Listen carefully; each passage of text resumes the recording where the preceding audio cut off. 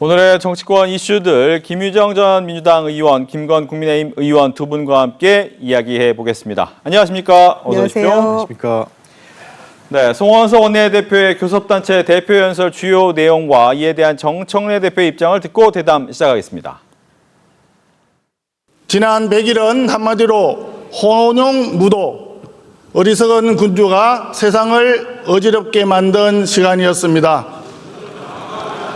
정치는 협치를 파괴하는 거대 여당의 폭주 속에 정치 특검을 앞세운 야당 탄압, 정치 보복만 있을 뿐입니다. 여당 대표는 걸핏하면 해산 운운하면서 야당을 겁박하고 자신들의 전매 특허인 내란 정당 프레임을 씌워서 야당 파괴, 보수 괴멸의 일당 독재를 구축하려 하고 있습니다. 협치를 하자면서 협박만 있었던 것 같고요. 무슨 반공 웅변대회 하는 것이냐. 너무 소리를 꽥꽥 질러가지고 그 연설문 중에서 이재명 정부를 윤석열 정부로 바꿔서 치환해 놓으면 딱 어울리는 그런 연설이었습니다. 네, 송원석 원내대표가 출범 100일을 맞은 이재명 정부를 혼용무도, 어리석은 군주가 세상을 어지럽게 만든 시간이다라고 규정하면서 날을 세웠습니다. 여당을 향해선 여당 대표가 걸핏하면 해산 운운하며 야당을 겁박한다. 일당 독재 폭주다라고 목소리를 높였는데 민주당 의원들 고성으로 반발하기도 했고요. 송 대표의 연설에 대해서 일단 어떻게 들으셨는지 국민의힘부터 듣겠습니다. 사실 제가 그 연설을 들으면서 주목했던 부분은 조금 다릅니다. 그건 뭐냐면 지금 이제 한 100일 돼가지 않습니까? 그래서 이재명 정부가 시작하고 100일 동안 정부 여당이 사실 여러 가지 그 잘못된 정책을 한 게 많은데 그런 어떤 길에서 벗어날 수 있는 다시 또 그러니까 뭐 엎질러진 물을 다시 담을 수 있는 그런 기회를 제시하는 데 초점이 주어졌다고 생각합니다. 그래서 가령 예를 들면 몇 개 특위 같은 걸 제시한 거 있지 않습니까? 네. 뭐 공영방송 법제화 특위라든가 이런 거는 방송법을 잘못한 거에 대해서 다시 고쳐보자는 거고, 그다음에 재정개혁 특위 근데 이제 잘못된 예산안에 대해서 제대로 좀 만들어 보자는 거고, 그래서 사법개혁 특위도 이제 마찬가지고요. 그래서 이런 것들은 지금 잘못된 정책을 추진하는 거에 대해서 돌아올 수 있는 길을 제시하는 거니까 어떤 강한 표현에 이제 현혹되기보다는 네. 그런 어떤 협치로 갈 수 있는 길을 제시했다는 측면에서 착안해서 이번 연설을 이해하고 그다음에 그런 방향으로 가야 되지 않을까 생각합니다. 예. 민주당에서는 송원석 원내대표의 연설 어떻게 들으셨는지요? 일단은 뭐 어느 정도 예상은 했습니다. 뭐 상당히 여러 가지 좋은 얘기보다는 비판의 목소리를 내겠구나라고 짐작은 했습니다만은 예상보다도 훨씬 더 심했던 것 같아요. 그러니까 심지어 박지원 의원 같은 분은 쑥갓 마늘을 더 먹어야겠더라 이런 얘기까지를 하면서 비판을 했는데요. 특히 이제 취임 100일을 맞이하는 내일 이제 100일 기자회견을 이재명 대통령이 할 텐데 이재명 대통령을 향해서 혼용무도라고 하는 어리석은 군주가 세상을 어지럽게 만든 시간으로 규정하는 것은 금도를 넘어선 발언이라고 생각합니다. 이것은 그냥 딱 그대로 윤석열 정권의 어떤 의미에서는 지난 3년간의 자기 고백 같은 거라고 저는 생각이 들고요. 특히 아쉬웠던 점은 저희가 지금 계엄에서 국회 탄핵 소추, 헌재에서 파면, 조기 대선을 거쳐서 지금 오늘날에 이르렀는데 여전히 국민에 대한 어떤 사과, 반성 이런 모습이 없었다는 점에서, 왜냐하면 조기 대선 이후 첫 정기국회인데 어떤 공식적인 사과 한마디가 없었다는 점에서는 굉장히 아쉬움이 크고요. 그런 점에서 여전히 국민의힘은 어쩌면 계엄 전에 윤석열 정권의 어떤 실패로 갈 수밖에 없는 그 상황에서 머물러 있는 게 아닌가라는 생각이 들어서 많이 아쉽고 또 비판할 수밖에 없는 그런 내용들로 가득 차 있었다라고 규정합니다. 네. 이제 어제 있었던 정청래 대표의 연설에서는 협치라는 단어는 한 번도 나오지 않았는데 오늘 송원석 원내대표는 3번 정도 협치라고 이야기를 했습니다. 협치에 손을 내민 거라고 볼 수도 있는데 가능하리라고 보시는지? 그러니까 아까 말씀드렸듯이 네. 그러니까 그 강한 비판을 한 것은 이런 것이 잘못돼 있고 이런 길에서 돌이켜 나와서 협치의 길로 와라 이렇게 얘기한 거니까 뭐 이거는 이중적 메시지라기보다는 일관된 메시지라고 저는 생각하고요. 그리고 오늘 제가 이제 뭐 민주당 의원석에서 나오는 많은 반응을 이렇게 보면서 느낀 건 뭐냐면 지금 사실 이미 이재명 정부가 출범한 지 100일이 돼 가거든요. 네. 근데 아직도 계속 뭐 지난 정부 얘기를 계속 하고 계세요. 그래서 이것도 또 다른 종류의 과거 집착이다. 그래서 그게 아니고 이제는 국정을 책임진 정부와 여당으로서 야당의 목소리를 귀 기울이면서 무엇이 국가의 발전에 그 맞는 길인지 그걸 찾아가는 노력을 더 해야 되겠다. 그런 생각을 했습니다. 네. 일단 협치라는 단어를 꺼냈기 때문에 좀 우린 다르다라는 것을 보여주는 그런 모습이었다라고 얘기를 하셨고요. 그런데 이제 액면 그대로 협치라는 말을 3번 했다고 해서 협치가 되는 건 아니잖아요. 그러니까 정청래 대표는 어제 어떻게 전제를 했냐면 뼈가 되고 살이 되는 말이니 잘 좀 들어주십시오. 지금 국민의힘의 모습은 전혀 내란을 어떤 극복하거나 또는 윤석열 전 대통령과 또는 전환기 씨로 대표되는 그런 내란 세력과 전혀 절연할 준비가 안 돼 있기 때문에 극복을 하고 함께 나가자. 그게 건강한 야당이 있어야만 여당도 건강해진다라는 말로 대신을 한 거였는데 오늘 그 송은석 대표의 연설에는 그냥 무작정 비판 그리고 무조건 반대라고 대변할 수 있는데 그런 상황에서 협치라는 단어만 들어갔다고 해서 협치가 자동적으로 되는 건 아니거든요.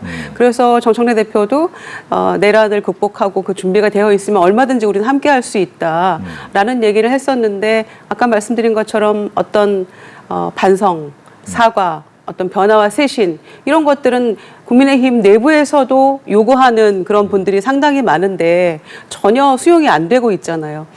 그런 점에서 말로 협치를 외친다고 협치가 되는 건 아니지만 국민의힘이 국민들이 바라는 민심에 부응하고 또 민주당에서도 이런 방향으로 가는 게 맞다라는 것에 어떤 부응하는 수용적인 태도가 된다면 협치는 뭐 얼마든지 가능하다고 생각합니다. 네. 추가 질문하고 답변의 기회를 드릴 텐데 그 말씀은 이재명 대통령하고 여야 대표가 만나서 악수하면서 했던 얘기 중에 여당은 많이 갖고 있으니까 좀 줘라. 더 나눠줘야 된다라고 하면서 협치를 약간 권고했습니다. 그리고 네. 그 당시만 해도 분위기는 좋았거든요. 그 말씀은 그럼에도 불구하고 협치를 하려면 더 많은 변화가 필요하다? 그렇습니다. 전제는 저는 국민의힘이 조금 변화가 필요한 것 같아요. 왜냐하면 저희 이제 국민들이 보시기에도 그렇고 저희도 그렇고 그 지도부가 그 쏟아내는 어떤 얘기들을 보며 뭐 윤석열 대통령 부부를 석방해야 한다랄지 여전히 헌법에 그 반대하거나 위헌적인 어떤 태도와 발언들이 나온다거나 어떤 민주적 규범에 대해서 반대하는 모습들이 여전히 있는 것 같고요. 특히 전환기 씨에 대해서 제명도 못하고 어쩌지도 못하면서 당대표 주자들이 면접 보고 당선되는 이런 상황에서 한치도 벗어나지 못한 것 같아요. 이제 그런 측면에서 조금 많은 변화가 요구된다라는 것인데 이재명 대통령의 이제 협치 필요하다 좀 많이 내어줘라라고 한 것은 아마 정청래 대표도 상당 부분 생각은 하고 있을 거라고 봅니다. 그런데 공교롭게 월요일 날 그 회동을 하고 어제 이제 바로 대표 연설이 있었던 바람에 바로 그런 협치가 깨지는 것이냐 이제 이렇게 비춰질 수 있습니다만 정청래 대표가 어떤 내란 척결이랄지 그다음에 뭐 3대 개혁 입법이랄지 이런 부분은 전당대회 내내 주장해 왔었고 공약으로도 내세웠고 또 그것은 관철되어야 한다는 것이 본인의 소신이기 때문에 당론이기도 하고요. 그 점을 그렇다고 대표 연설을 생략할 수는 없잖아요. 그래서 강조했던 거라고 보는데 다만 제가 아쉬웠던 거는 내용이 맞다 하더라도 소위 톤앤 매너라는 게 있잖아요. 그런 점에서 여당 대표로서의 어떤 조금 더 품을 보여줬으면 어땠을까. 포용, 그다음에 이렇게 하면 함께 우리가 내란 종식하고 갑시다랄지 이런 그 단어도 조금 함께 들어가서 또 민생도 이야기하고 이랬으면 아마 더 높이 평가받았을 텐데 이재명 대통령이 어제 얘기한 거를 오늘 그러면은 걷어찬 거 아니냐라는 오해가 조금은 있을 수 있겠죠. 그게 저는 좀 아쉬운 점이었습니다. 네. 결과적으로 정청래 대표는 국민의힘이 더 많이 바뀌어야 결과적으로 협치는 가능하다라는 입장이잖아요. 어떻게 생각하십니까? 그러니까 이제 그 우리 양 당에 제가 봤을 때는 아직도 이제 이미 지나간 일에 대해서 이렇게 집착하는 그런 경향들이 있는 것 같은데 사실 세상이 너무 빨리 변하고 너무 새로운 상황들이 닥치고 거기에 대해 지금 우리가 대응하고 적응하는 것도 힘든데 자꾸 이렇게 과거에 집착하는지 모르겠습니다. 그래서 이미 지난 정부는 지나간 것이고 지금은 이재명 정부 들어서 100일이나 지났지 않습니까? 그래서 새 정부가 새 정책으로 승부를 보는 거고 과거 정권에 대한 계속적인 비난을 통해서 현재 정부가 하는 일에 대해서 면죄부를 받는다 그런 생각은 안 했으면 좋겠고요. 오늘 그 송원석 대표의 얘기도 기본적으로 상당 부분의 우리 국민들이 공감하는 그런 얘기들이거든요. 그래서 그런 비판의 포인트들에 대해서는 우리 정부 여당에서 충분히 좀 귀 기울여야 된다 저는 그렇게 생각합니다. 네. 앞서 이제 이재명 대통령과 협치 얘기한 다음에 바로 다음 날 협치 얘기 안 하다 보니까 분위기가 이상하다라고 얘기를 하셨지만 실질적으로 우상호 정무수석하고 정청래 대표가 검찰개혁 추진단을 놓고 좀 약간의 의견이 잘 안 맞았다라는 얘기가 흘러나왔는데 민주당하고 대통령실에선 뭐 사실 물군이다라고 발표는 했습니다만 일단 소리는 나온 것 같긴 해요. 그렇습니다. 그러니까 전혀 사실 무근인데 보도가 될 리는 만무하다고 생각하고요. 네. 그렇다고 해서 지금 이제 한민수 비서실장도 그렇고 뭐 대통령실도 그렇고 뭐 그렇게 심각한 분위기는 아니다라고 얘기를 하고 있지만 전혀 사실이 아니라면 기사를 내렸겠죠. 저는 그런 점에서 당직을 가지고 있지 않은 제가 아주 객관적인 제3자적 입장에서 말씀을 드린다면 우상호 정무수석이나 이제 그 나왔던 발언들을 보면 거의 음성 지원 수준 아닌가요? 우상호 수석이 평상시 얘기하거나 또는 방송에 나와서 얘기했던 그 분위기가 저는 그대로 읽혀졌거든요. 그래서 그러면 그렇게 서로 이견이 있는 거는 나쁜 것인가? 그건 아니라고 저는 생각하거든요. 그리고 어차피 당정 간에 정해진 건 확실하죠. 수사 기소권 분리되는 거. 그다음에 9월 25일 보대회에서 통과시킨다. 그리고 1년 후에 시행이 되기 때문에 그 사이에 세부적인 것은 서로 긴밀히 의논해서 만들어 나간다라는 거잖아요. 그러니까 그런 점에서 이제 그 총리실 산하의 어떤 제도개혁 TF를 만드는데 당이 들어가야 되겠다. 아니다. 그게 내 말 같냐. 이제 이런 옥신각신이지 않았습니까? 그런데 저는 충분히 제 생각 아니라고 하는데 저는 그냥 뭐 충분히 있을 수 있는 일 같고 또 그렇다고 하더라도 그게 그렇게 뭐, 불협화음이고 뭐 갈등이고 이렇게까지 볼 일인가 그건 아닌 것 같아요. 다만 제가 말씀드리고 싶은 것은 향후 이제 통과되고 나서 1년 동안 서로 긴밀히 의논하고 이를테면 보안 수사 요구권이랄지 혹은 보안 수사권이랄지 이런 이제 민감한 부분에 대해서 어떻게 논의를 해갈 것인가가 중점 과제가 될 텐데 네. 지금은 저는 이재명 대통령의 시간이라고 생각합니다. 아하. 그래서 대통령의 어떤 철학, 소신 이쪽에 저희가 좀 더 귀를 기울이는 게 저는 그게 맞지 않나 생각합니다. 네. 이른바 불거져 나오고 있는 당정 갈등은 상대당에서 보기엔 어떻습니까? 그 제 입장에서 봤을 때는 네. 이재명 정부가 성공을 해야 음. 더불어민주당이 선거에 승리하는 거지 않습니까? 네. 국민의 인정을 받아서. 근데 그러면 이재명 정부가 성공하려면 이미 이재명 대통령이 얘기했듯이 모두의 대통령이 돼야 되지 않습니까? 국민으로부터 지지를 받는 모두의 대통령이 돼야 되는 거고 그런 모두의 대통령이 되려면 협치의 길을 가야 되는 거죠. 그래서 그 길로 가야만 될 것 같은데 지금 당대표께서 그래서 저는 정청래 당대표가 앞으로 그런 길을 갈 수밖에 없다고 생각합니다. 왜냐하면 선거 승리가 목표니까요. 근데 지금 현재는 그런 모습을 보여주지 않아서 지금은 이제 당대표 선거가 얼마 전에 있었기 때문에 아직 그런 어떤 강성 지지층이라고 할까요? 강력하게 지지하신 분들의 어떤 그런 걸 좀 더 반영하다 보니 그렇게 될 수밖에 없고 종국적으로는 결국은 협치의 길로 나올 수밖에 없지 않을까 그렇게 생각해 봅니다. 예. 민주당이 이제 덧센 특검법 내일 본회의에 상정하겠다라는 방침인데 이 송원석 원내대표 오늘 이 연설에서도 야당 탄압이다라고 비판을 하고 지금도 여야 원내대표는 관련해서 협상을 하고 있습니다. 먼저 이제 국민의힘이 원하는 이 덧센 특검법 어떻게 바뀌어야 된다는 겁니까? 사실은 지금 이미 기존의 특검이 상당히 과도한 수사를 통해서 여러 가지 문제를 노정했기 때문에 덧센 특검법을 한다는 것이 사실은 받아들이기가 어렵습니다. 그래서 아마 이제 우리 기본적으로 그런 입장에서 아마 그 여당 측하고 협의를 하실 거로 생각하고 있고 뭐 그렇지만 뭐 결국은 정치는 뭐 최선의 선택이보다는 차악의 선택일 때도 있지 않습니까? 그런 걸 고려하면서 우리 원내대표단에서 협의를 해갈 거로 생각합니다. 예.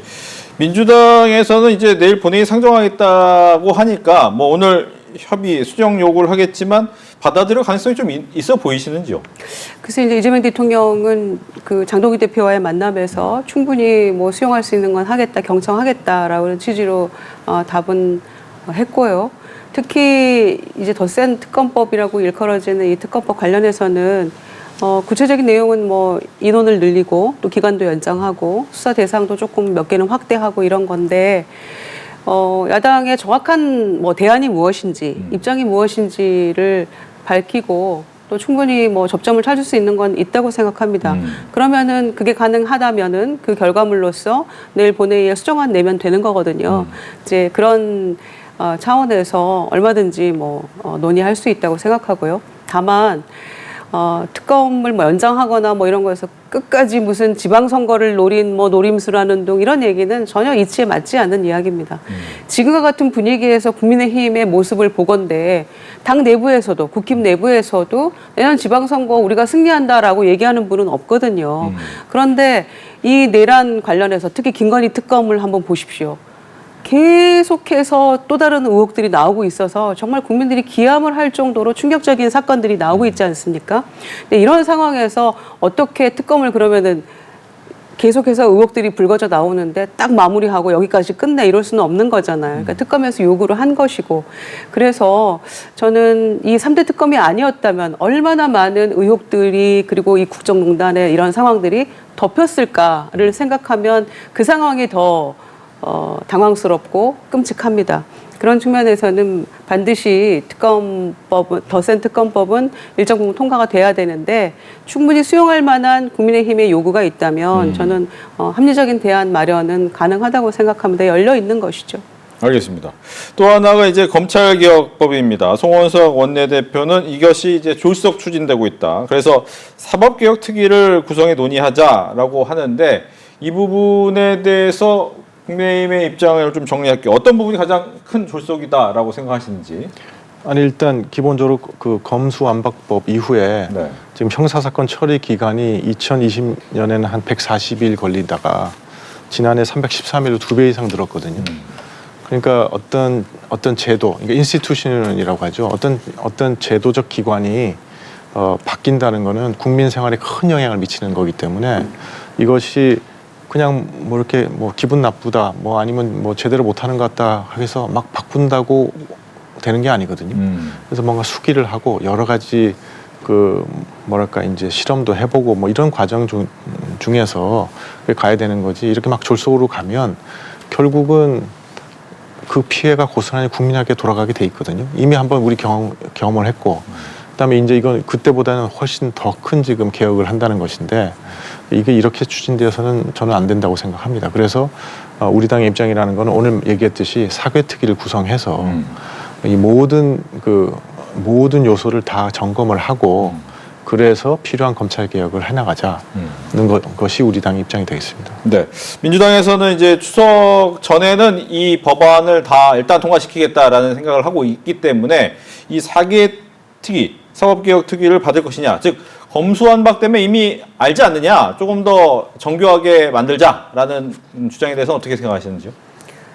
9월 중순에 통과시키는 정부 그 조직법 개정안은 일단 뭐 근간을 좀 만들자는 거죠. 그리고 그 세부적인 내용은 향후 1년 동안 잘 준비해서 1년 후에 시행하자라는 것이기 때문에 이 자체 수사기소권 분리랄지 중수청 설립이랄지 검찰청 폐지랄지 기본적인 근간을 흔들 수는 없다고 생각합니다.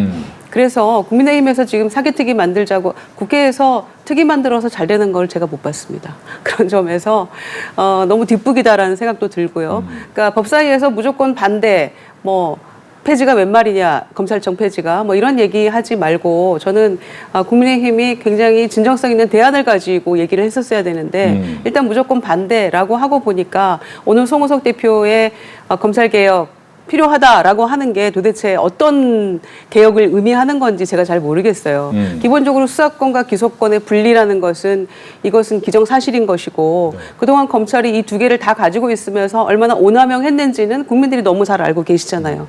황제 수사부터 뭐 주가 조작 묻어버리는 수사부터 굉장히 오남용이 심했기 때문에 이건 기본 전제로 깔고 가는 것인데 이걸 흔들 수는 없고요. 그런 점에서 사개특위에서 뭘 논의하자고 하는 것인지 불분명합니다. 그러니까 이후에 9월 중순에 통과되는 걸 전제로 그 향후에 세부적인 것들에 대해서 조금 뭔가 찾아보자는 것인지 애초에 그러면은 9월 25일 통과될 그 법안에 대해서 지금부터 다시 논의를 해보자는 것인지 불분명하거든요. 그런데 후자의 경우에는 그거는 수용하기가 좀 어렵겠죠.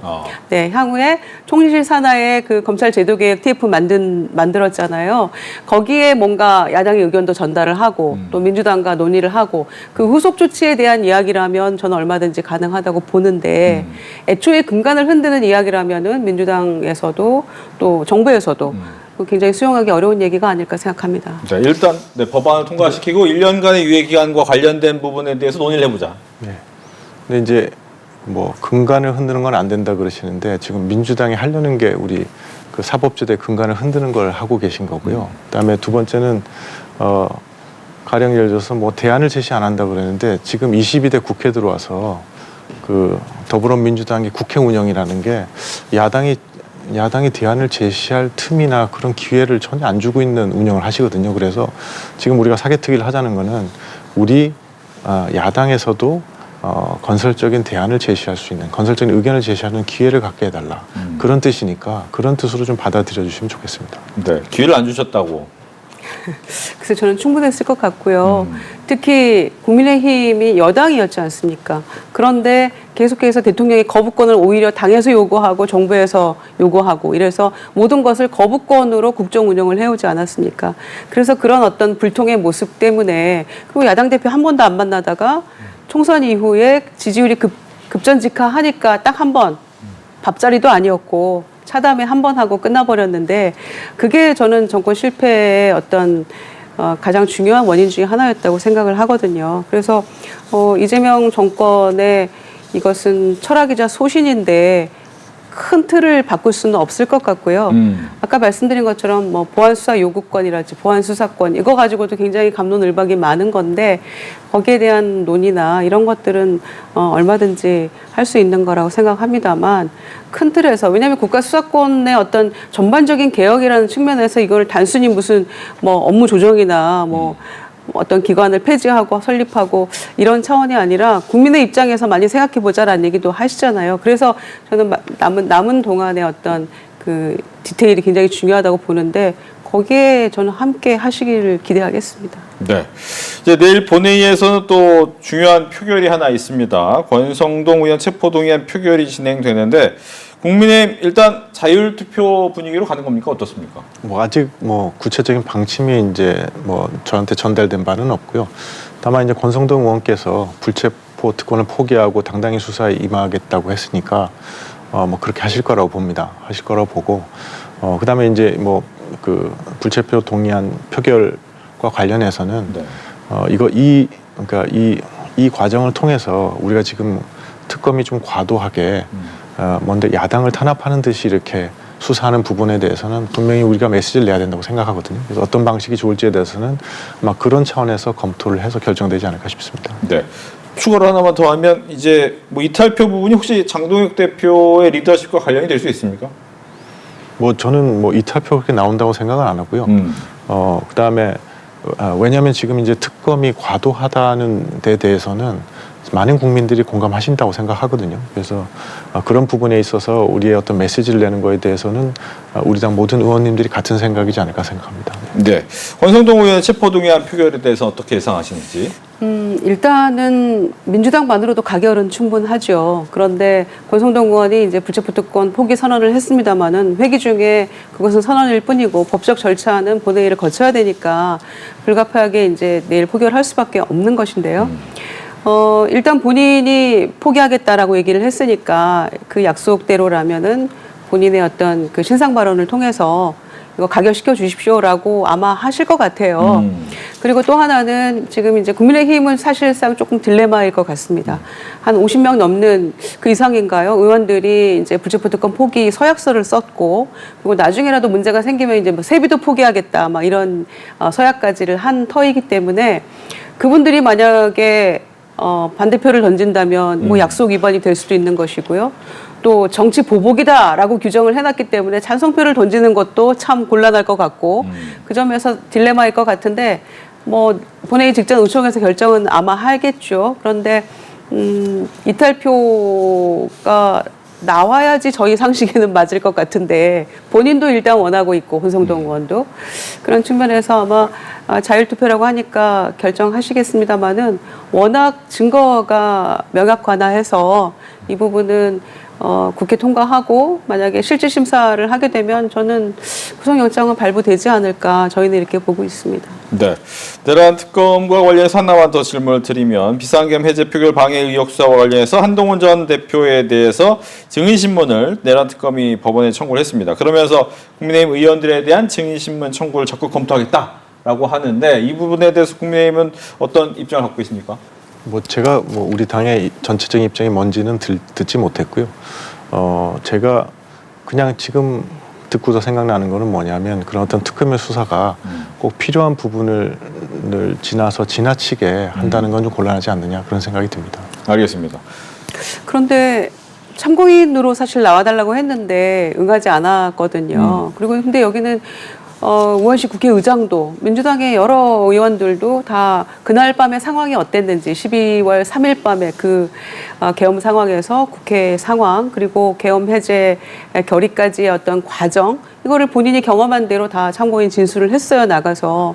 그런데 안철수 의원을 필두로 해서 굉장히 무슨 뭐 어마어마하게 특검이 과도한 걸 요구하는 듯한 안철수 의원의 태도도 좀 당황스러웠고 그리고 한동훈 대표도 지금 나가지 않겠다라고 했던 것 같은데 그래서 재판에서 증인 그 신문하겠다라고 아마 전략을 바꾼 것 같아요.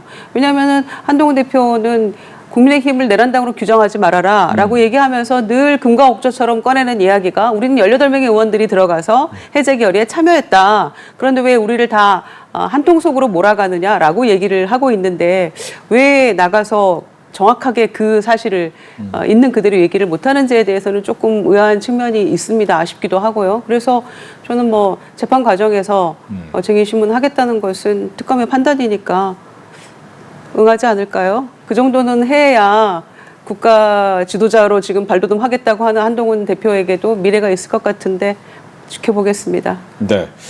그리고 요즘에 이제 양당 모두 이 강성 지지층들을 어떻게 하면 좌지우지해야 된다고 할까요? 강성 유튜버가 좀 큰 힘을 얻고 있는 그런 상황인데 이때 민주당에서 곽상원 의원이 유튜브 권력, 즉 김어준 씨를 겨냥해서 유튜브 권력이 정치 권력을 휘두르고 있다.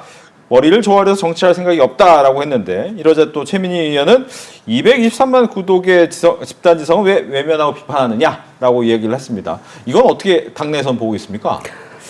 글쎄 뭐 당 내에서 개개인의 어떤 의원들이 개별 의원들이 이제 반응은 하고 있는 것 같은데요. 네. 굉장히 영향력 있는 어떤 유튜버들이 있는 건 사실이고요. 또 정치적으로도 상당한 영향력을 미치고 있는 것도 사실이죠. 그러니까 이제 유튜브에 어떤 명함이 있는 것 같아요. 그러니까 어떤 유튜버들은 굉장히 허위사실의 어떤 근원지가 되기도 하고 또 한편으로는 레거시 미디어가 못하는 그런 어떤 보완제 역할도 해주고 또 어떤 심층 보도를 통해서 사실을 또 캐내고 그런 역할들을 또 해내기도 하고요. 그래서 명함이 있는 것 같은데 곽상원 의원이 이제 우려하는 것은 그게 어떤 권력화돼서 정치가 그 유튜버에게 예속되는 어떤 그런 것들에 대한 우려, 뭐 특정 개인에 대한 비판이라기보다는 그런 걸 얘기하고 있는 것 같아요. 저는 개인적으로 그렇게 읽었는데 의원 개개인이 다 헌법기관 아닙니까? 본인의 소신껏 저는 발언할 수 있다고 생각하고요. 특히 이걸 뭐 갑자기 어느 날 갑자기 막 지어낸 이야기가 아니고 보도된 거를 링크를 걸고 여기에 대해서 나의 생각은 이렇다라고 한 것이니까 본인 생각 얼마든지 피력할 수 있다고 봅니다. 또 당내 뭐 다른 의원들도 여기에 대해서 막 비판도 하고 이랬던데 뭐 그렇게 다들 들고 일어나서 뭐 비판할 만한 일인가 저는 그런 생각이 들어요 개인적으로. 왜냐하면은 곽상원 의원도 본인의 소신을 이야기한 것이고 또 거기에 비판할 수 있습니다만은 뭐 이렇게 뭐 떴냐 뭐 이런 식으로 내가 출연하면 떴냐라고 과도한 표현 이런 것들은 그럼 서로 존중은 해야 되잖아요. 의견이 있으면. 그래서 바로 이제 그런 모습들 때문에 종속돼 있는 거 아니냐라는 생각도 하는 것 같아요. 국민들 입장에서는 뭐 지금 극우 유튜버들은 뭐 사실 더 하죠. 매우 심각해 보이는 일들이 있고 심지어 전한계 씨 같은 경우에는 면접을 보겠다고 하고 실제로 면접에 참여하고 전당대회 때. 근데 이게 과연 옳은 것이냐라는 여러 가지 지금 숙제들을 남겨주고 있다고 생각하는데 여러 가지 평가 판단은 할 수 있고 또 유튜버들이 여러 가지 긍정적인 그런 역할들도 많이 하고 있습니다만은 개개인의 소신을 피력하는데 서로 지나친 공격을 인신공격까지를 포함해서 당내 서로 그 인사들끼리 하는 것은 조금은 절제해야 되지 않을까 생각합니다. 네. 민주당뿐 아니라 이제 전한계 씨의 국민의힘에서도 이제 유사한 모습이 나오고 있는 부분이 있기 때문에 같은 질문을 드립니다. 그렇게 이제 아마 223만이 구독하는 집단지성이라는 표현을 쓰셨는데요. 223만이 구독하면 집단지성이 되는 건가요? 저는 그렇게 생각하진 않고요. 223만이 구독해도 집단 광기도 될 수 있는 거죠. 그래서 저는 제가 하는 유튜버가 구독자가 1200명이거든요. 근데 훨씬 집단지성에 가깝다고 생각하는데요. 그래서 정치인은 어떤 유튜버가 아니라 국민들의 소리에 귀 기울이고 국민들에게 머리 숙여야 되는 거라고 생각합니다. 정당도 또한 마찬가지거든요.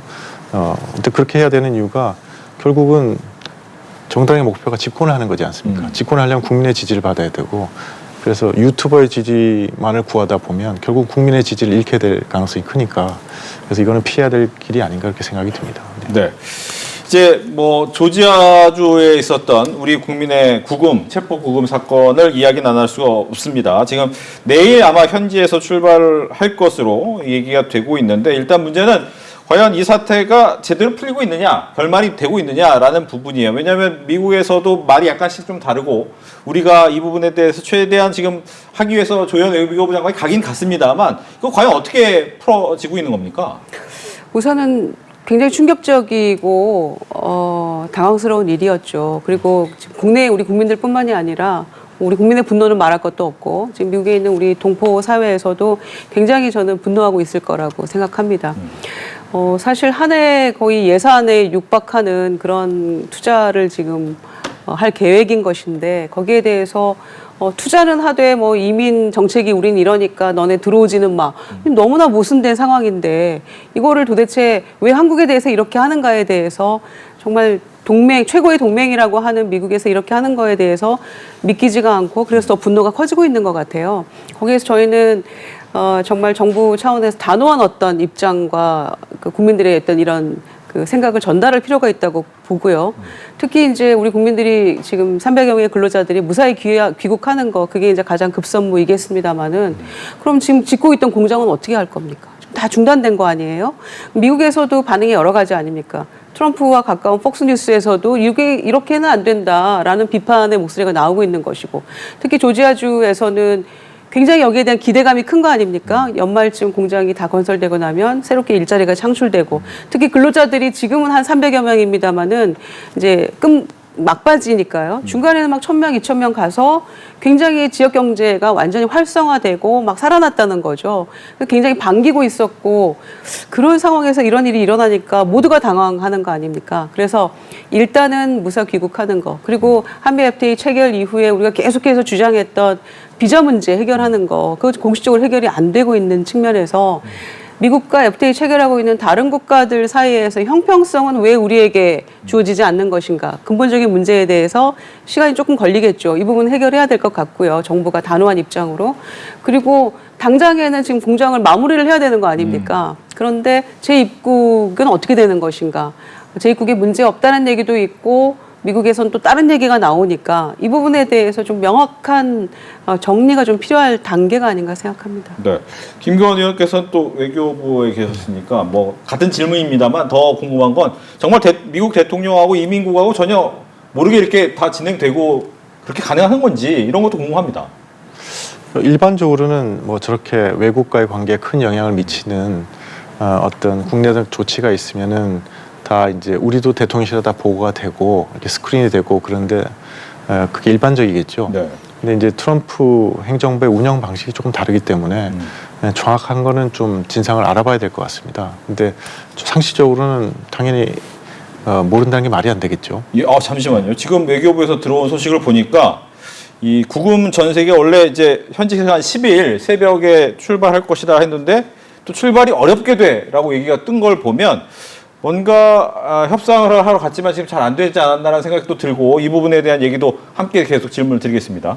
뭐 저거는 이제 원래부터 10일이 이제 목표일이라고 그랬거든요. 타겟 네. 데이트. 왜냐하면 행정을 해보시면 알지만 우리나라처럼 뭐 입국 갈 때 빨리 확 들어오고 빨리빨리가 잘 안 되는 거죠. 뭐 세무서나 동사무소 가면 막 뭐 금방만 떼어주고 이런 나라 우리나라밖에 없습니다. 그래서 그 절차가 하나 시간이 좀 걸리기 때문에 저게 이제 목표 데이트라 하더라도 조금 늦어질 수는 있습니다. 근데 이제 과연 그냥 행정적 절차의 문제인지 아니면 말씀하신 대로 어떤 다른 협상권이 걸려서 그런지는 정확하게 파악을 해봐야 되겠죠. 근데 제가 강조하고 싶은 거는 뭐 의원님이 하신 거랑 비슷한데 이걸 그냥 지금 당장 전 세계 보내가지고 데려오는 거 이렇게 봉합시키는 거에 급급하면 곤란하다고 생각합니다. 이게 어떤 이 문제를 해결하는 계기가 돼야 된다고 생각하거든요. 첫 번째는 그러기 위해서는 말씀하신 것처럼 이렇게 돌아오시는 분들이 그 작업을 끝내기 위해서 다시 빨리 미국에 갈 수 있게 어떤 불이익을 받아서는 안 된다고 생각합니다. 그 조치가 있어야 될 것 같고 두 번째는 이번을 계기로 우리가 오랫동안 못했던 전문직 비자 코타를 갖다가 이제 얻는 기회로 삼아야 될 것 같고, 그다음에 이제 그건 입법 사항이니까 좀 시간이 걸린다 그러면 그 도중에라도 우리가 이제 우리 한국의 어떤 기업 직원들이 미국에 갈 때 좀 신속하게 비자를 받을 수 있는 어떤 절차들을 트럼프 행정부하고 만들어내야 되지 않을까 그런 생각 해보게 됩니다. 네. 외교부가 현지 시간 10일로 예정됐던 미국 조지아주에서 구금된 우리 국민들의 출발이 미국 측 사정으로 어렵게 됐다라고 밝혔습니다. 각종 조속한 출발을 위해 미국 측과 협의를 유지하고 있다고 외교부는 설명했고요. 관련된 내용은 저희가 또 들어온 대로 다시 한번 전해드리도록 하겠습니다.